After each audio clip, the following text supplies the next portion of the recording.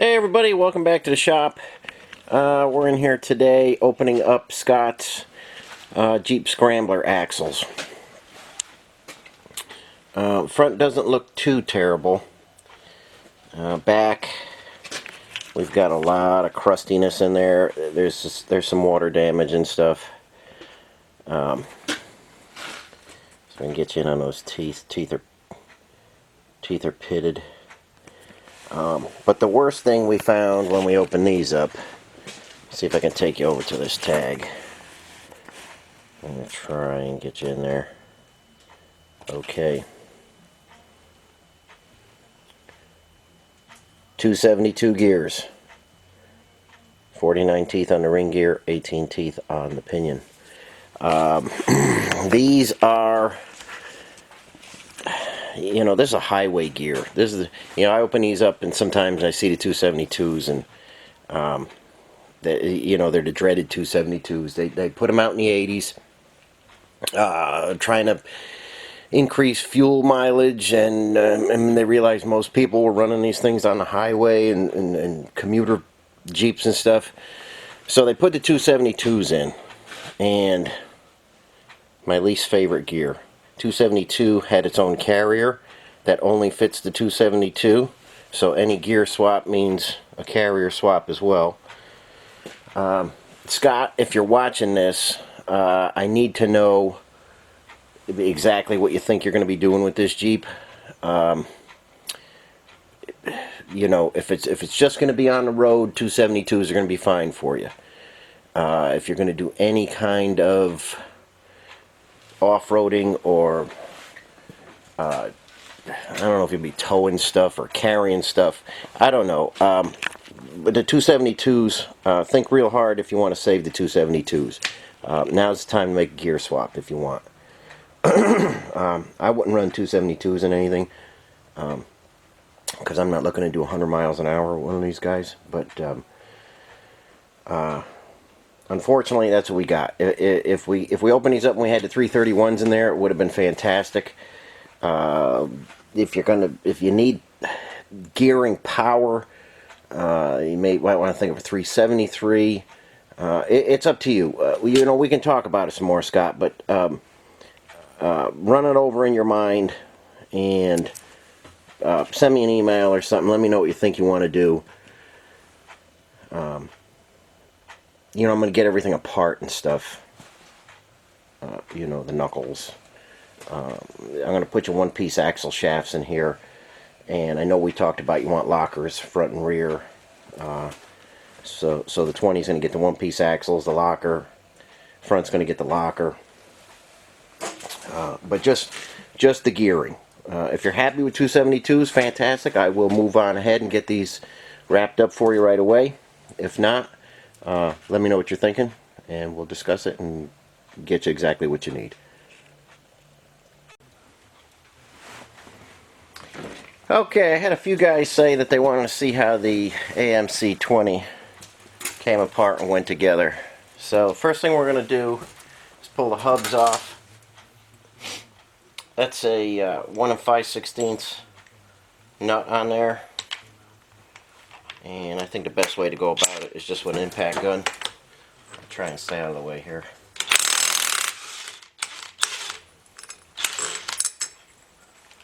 Okay, it's not too bad with an impact gun. If you did it with a regular socket, you'd need to hold the hub back somehow, or maybe have the wheel on the ground before you take it out of the Jeep or whatever, something like that. Now we're going to get a puller on there. You've seen me do that before, but let's get a puller set up on there and get that hub off next. Okay guys, got the puller set up, and you got this little dog bone here, and you just bang on that, and the shock and the pressure will pop that hub off. And sometimes got to hold it back.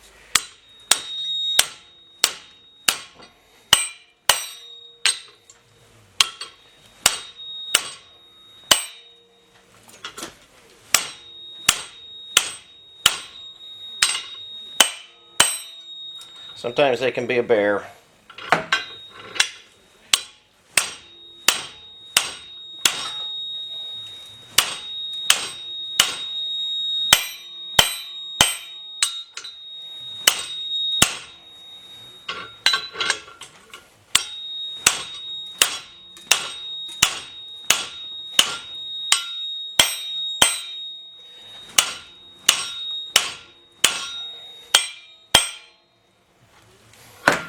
Yeah, this one's being a real booger, but we'll just keep beating on it.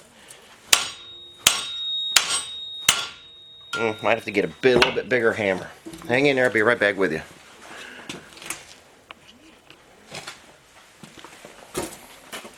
Okay, got a little bit bigger hammer, and we'll just keep working on it.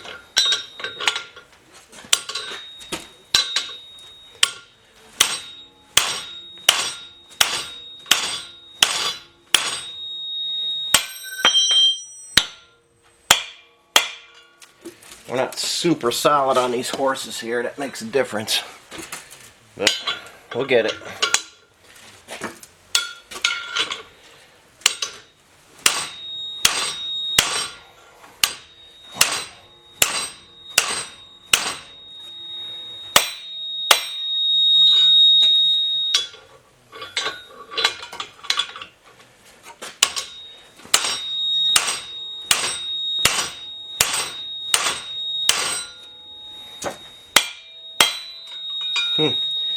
That's about as tough as they come.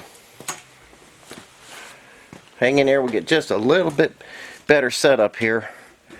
Be right back with you. Okay guys, I'm going to try it a little bit with the impact gun, see if that gets us anywhere. Not getting anywhere, got too much bounce on the horses. Let's see if this will get us anywhere.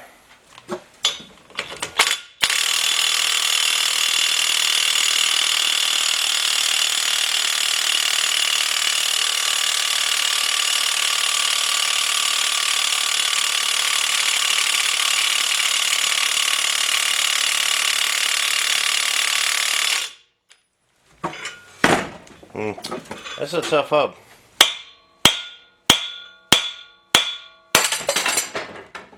Alright, there she goes. If you're going to pull hubs on the 20, make sure you got a decent puller. That's an old snap-on puller I got right there. But they do take quite a bit of force to come off. And you saw that one just fly right off there. So let me show you what holds that on there. See if I can get you in there. I don't need the camera. You got this tiny little okay, got this tiny little key here that goes into the hub. You've got those tapered splines right there, and that's what does the job of holding that on. Now they're normally pretty good from the factory. There's a dimension when you put the hub on that you have to have, and it's critical. If you take it off, you get it back on there if you're going to run two-piece axles. They're not as bad as some people say. You know, if you're doing any kind of series off-road, and obviously you don't want them, but if you put them on correctly and you follow the factory specs for the dimension from the hub to the axle, they work kind of okay. I mean, you see how tight that one was on there. But they do work okay. On this one, because we're putting a locker in it, I'm going to put the one-piece axles. And it's a good upgrade. But that's how you get these hubs off if you need to. Like I say, make sure you have a good puller if you're going to attempt this.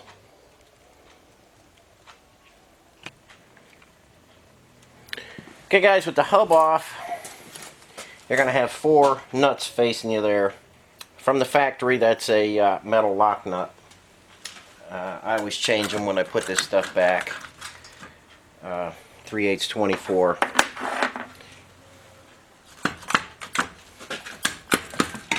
And just get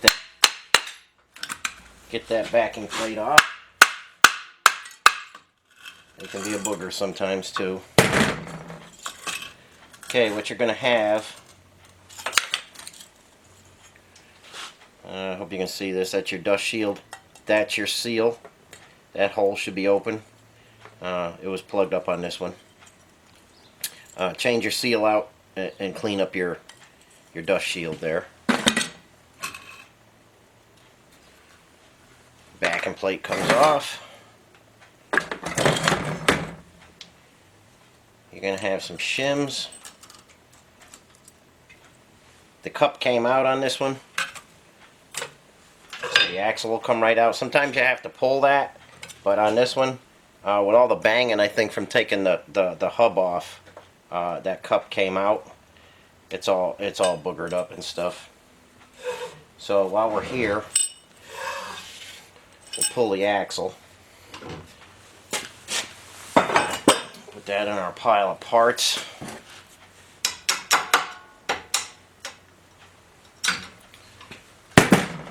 And that's it. Like I say, sometimes that axle, you got to put a puller on it. Sometimes you don't. We'll see how the other side is. But we'll get the brakes. We'll get the brakes all set up. You know, I'll take that all apart, sandblast everything nice and clean, get the brakes all set up. But we're going to do some different stuff because we're putting the one-piece axles in there. And I'll show you that, you know, with the shims and everything, how we set all that up. But for now, we're just taking this guy apart. So that's one side. We'll go on the other side, do the same thing. There's an oil seal in there. You want to reach in there and dig that out. Actually, we'll do that right now, so you can see that come out.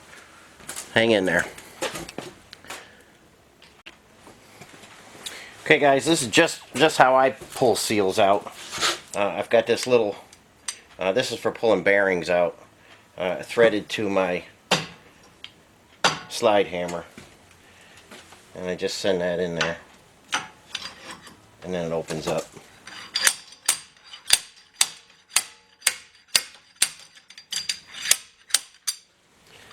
And there's the seal. That seal could be tricky to get out, believe it or not. But you can reach in there with a bar. You can figure out a way to get that out if you don't want to do it with the slide hammer and stuff.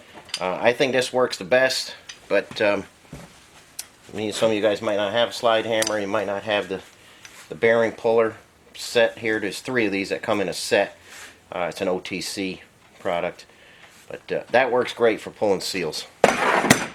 Do the exact same thing on the other side. Then we'll go after that carrier and see what the gears look like.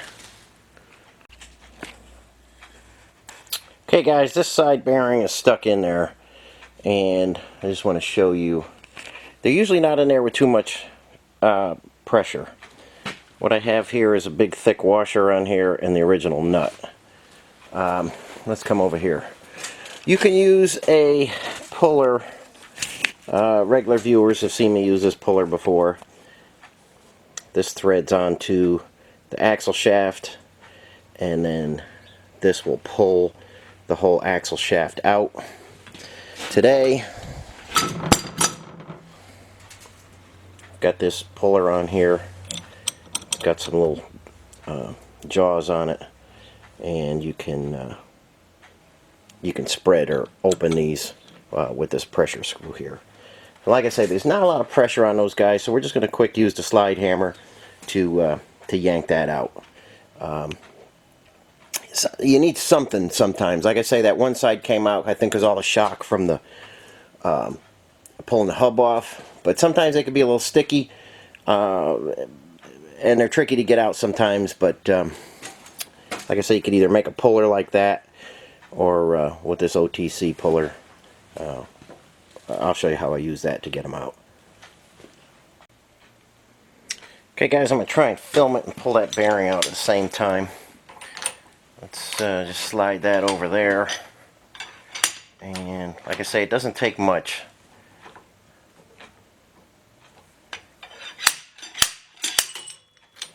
Just a couple good pulls.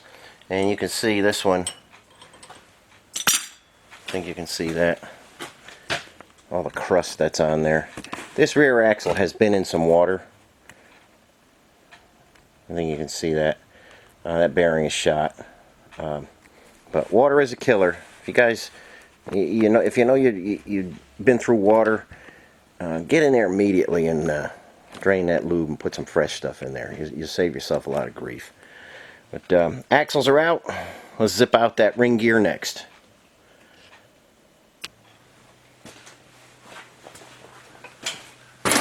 Okay, guys, make sure you mark your caps so they go on the exact same way. I know I sound like a broken record when I say it, but I got a prick punch there and there. So I know this is this side, and this is the other side. Don't let that get away from you. If you put your caps in backwards or swap them side to side, you're going to have trouble. Let's see how tight this guy is. Try and pop it out of there. Yeah, not too bad. Now on a 20, the shims are on the outside. They're not under the cups. So just keep those. So there's the shim there. Super nice way to do it. I like that way better than under the bearing. It's just easier. So keep track of where those are in case you're going to use the same gears again. Okay, let's get that off to the side. And let me take you in there. I think you can see how big that 272 pinion is. Look how big that guy is. You can always tell 272 by the size of the pinion. It's huge. We'll get that out next, and then we'll have a strip case, and we'll be waiting to see what Scott wants to do for his gear ratio, or if we're going to stay the same, and we'll just keep boogieing on this. Okay guys, what we had was a stuck pinion. I could not get that guy to move. I got it in the arbor press, and I was able to get it to budge. I've had stuck ones before, but usually I could get it with the air chisel or air rivet gun and punch them through there. But I believe because this one had so much water in it, I believe it rusted to the bearing. So I did have to get it in the press. I think I have it on the run now. Yeah, I'm going to be able to move that. So sometimes you got to do what you got to do on these guys. But this one has been fighting me, and I finally decided to put it in the press, and that's what got it moving. So you never know what you're going to run into on these 20s.